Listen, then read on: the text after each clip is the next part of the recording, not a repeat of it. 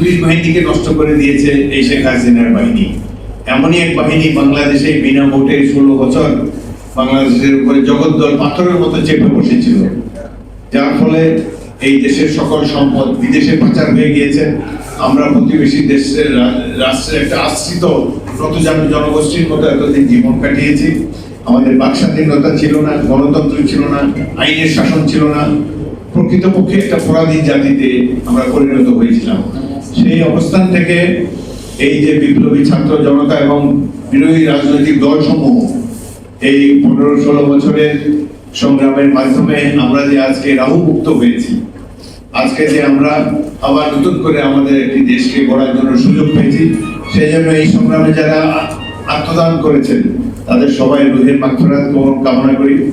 বিশেষ করে রংপুরে আমি কিছুদিন আগে গিয়েছিলাম।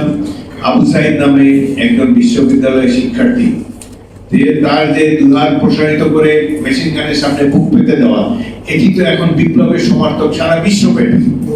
সারা বিশ্বে একজন বিপ্লবী যুবক সৃষ্টি হয়েছে, এটি একসময় আমাদের কল্পনারও অতীত ছিল। অস্ত্রের বিরুদ্ধে অস্ত্র নিয়ে যুদ্ধ করা যায়, যেটা আমরা 71 সালে করেছি। বা নিরস্ত্র মানুষের যুদ্ধ, পরিবার পরিজন নিয়ে যুদ্ধ, সাধারণ মানুষের যে বিপ্লব, এটি দেখার সুযোগ পেয়ে আমরা অত্যন্ত অভিভূত হয়েছি। এই পুলিশ বাহিনী ছিল একটা গণদুশ্মনের বাহিনী, তারা অনেকে কাজে যোগদান করেনি। এই ব্যাপারে কঠিন ব্যবস্থা নেওয়া হবে এবং আমরা রাজনৈতিক দলের তরফ থেকে পুলিশে কিভাবে সংস্কার করা যায় সে ব্যাপারে আমরা সাজেশন দেব।